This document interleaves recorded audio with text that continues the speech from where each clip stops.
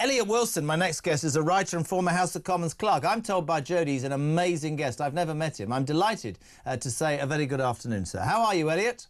I'm very well, thank you, Jeremy. Good afternoon to you. Nice to see you, my friend. I don't even know where to start. I'm going to start slightly flippantly because I'm having one of those days. I think I'm having a breakdown live on national television.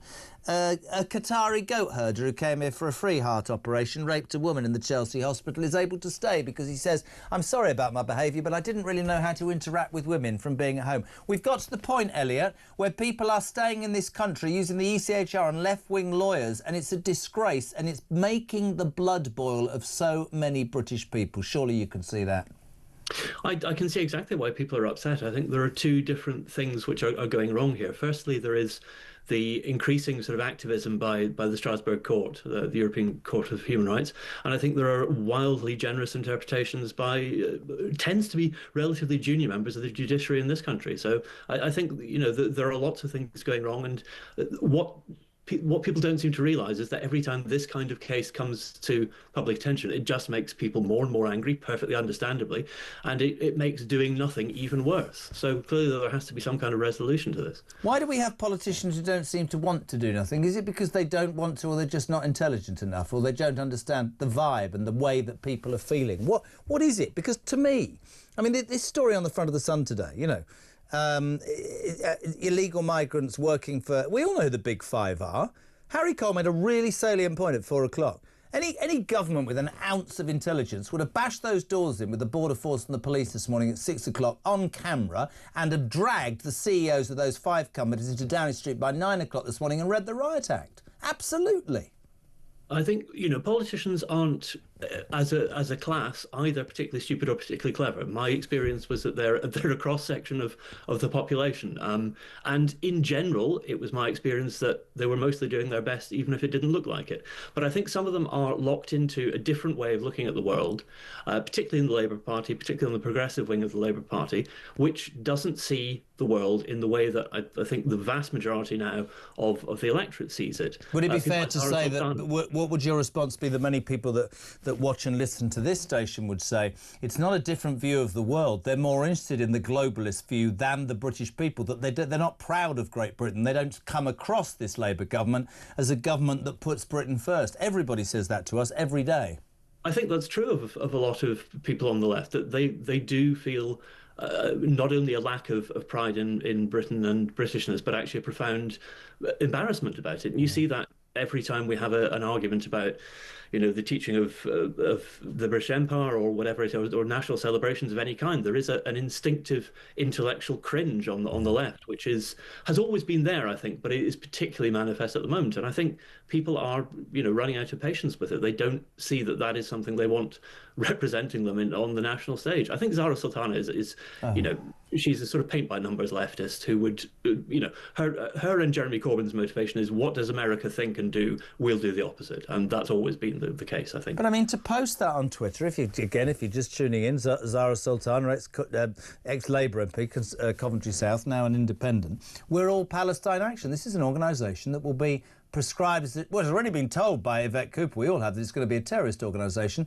If Zarah Sultana says that in 3 or 4 days' time, she'll go to prison, but she won't, because the Met Police won't do anything about it. What do politicians like Zarah Sultana get off on?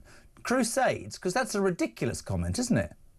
I think she sees the world in incredibly black and white terms, and she is she's convinced of her own righteousness, as a lot of people on the left tend to be, and cannot conceive of there being another point of view. You saw this during the Brexit referendum, you know, nearly 10 years ago. There were people in the Remain camp who didn't just disagree with Leavers, but who thought that it was preposterous and positively morally wrong to disagree with the idea of staying within the European Union. And I think that's become a real dividing line in politics. Do you think that that's a really interesting point you just make about how, you know, they actually believe something that to the rest of us is almost alien? We talk about wokeness a lot on this station, and how, you know, I had a call from a woman some time ago, 76, in Bury, husband had died, couldn't heat a home, can't get a doctor's appointment, raging, quite understandably, about what's happening with illegal migration. Do you think that wokeness, or this bending to almost anybody, criminals, rather than the victim, seemingly treating people who come to this country better than people who are here, Do you think that's on the turn at all? Or maybe not in my lifetime, but I just get the feeling people are waking up to it, Eliot. I do think there's a gradual sea change. I think it's shifted in the past couple of years, possibly, that, you know, people who were held up as sort of prophets of wokeness are now being seen either as absurd or positively dangerous. Yeah. I think there are, you know, little signs in the way that the legal system is being interpreted, still small ones. And I think there's a sense among a lot of voters that, hang on, what we've been saying for 5, 10, 15, 20 years is just obvious common sense. And these people have been telling us that it's either nonsense or malign nonsense. And I think that grip on the kind of public conversation is starting to slip. I think it'll take a while, but I think the tectonic plates are shifting, and hopefully we'll. And I don't want to compliment Mike Graham any more than I do, but it was he who first used the phrase common sense long before Donald Trump did his inauguration, long before you did. And actually, joking apart, it is about common sense, and it cannot be sensible that a Qatari goat herder or camel herder or whatever can stay in this country having raped a woman. It can't make sense that we had somebody. Do you remember that terrible story about? Well, I can't go back to Albania because I mean you laugh about it because my son doesn't like the nuggets there. I mean, this is utter dross. And I met somebody, actually, at the weekend, a single mum of 2 boys, did a job at our house, and she had cancer and self-employed. And she phoned up and said, look, this is the situation. This is real. I can give you all my diagnosis. And I'm looking for some support. No, not a chance. No, nothing. And people like that, hard-working people who have been through difficult times, they are raging, Eliot, and I just don't see it going away. And I think this country, whether it's Nigel Farage or not, it just wants a commonsensical approach and a politician that is what I always say as well, who's just prepared to stand there and go, I'll take the flak. I know this sounds Trump-esque, it's not meant to, but, you know, this is it. You voted for me, I'm going to do it. There'll be detractors in the media, there'll be detractors in the blob, but actually, you voted me to do it, I'll do it. That's what you paid me to do. I think there is a great opportunity for a politician who will say a number of things. Firstly, I see exactly why you're all angry, and I know what you want me to address, and I'll do my best to do it. I think you also need somebody who say, look, the government cannot do everything. You know, we are vastly... I need you with me, yeah.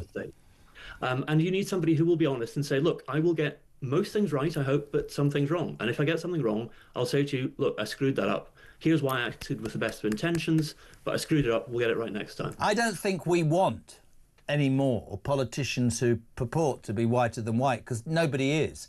And all those days of, you know, I mean, I bumped into a lawyer, friend of mine the other day, and she was talking about politicians, and she basically said, it's quite outrageous, you know, the Tories like rent boys and cocaine, and the Labour Party likes money. They're all as bad as each other. And I think there's a point to what I love about what you said is something I've said along, which is I want to take you with me, guys. Right? I'm not perfect. I've done this. I've done that. There'll be stories, but that's what I've said. That's what I'll do. But I love the bit where you said the government can't do it on its own, because again, it confuses me. We seem to tell people in this country what to do, and then wipe the backsides of people who we shouldn't really be helping, but not the vulnerable in our society that we should. The balance seems all wrong. And I think if you are honest with people and you do put them first, they'll come with you. That's what, whether people hate me saying this, that's what happened with Margaret Thatcher, because everybody went, yeah, I do want to buy my council house, and I do want strikes to stop, and I'm going to go with this woman on a sort of crusade. Sure, in the end, after 10 years, she destroys herself, and that's what happens. But I need somebody with conviction to lead this country, in my mind. And I think that, you know, you just have to look at how much the government is spending. It's spending more of the state, more of the national income than it did in 1947, you know, when we were just coming out of the Second World War. And I don't think anybody seriously out there would say, oh, we're getting what we pay for. You know, nobody thinks public services are better than they were 10 years ago. Nobody thinks that, you know, living standards have dramatically increased, or that the government's spending that money well. But it's spending more than is sustainable, and we've got to look at how we reduce that. Really fascinating to have you on, Eliot. I really appreciate it.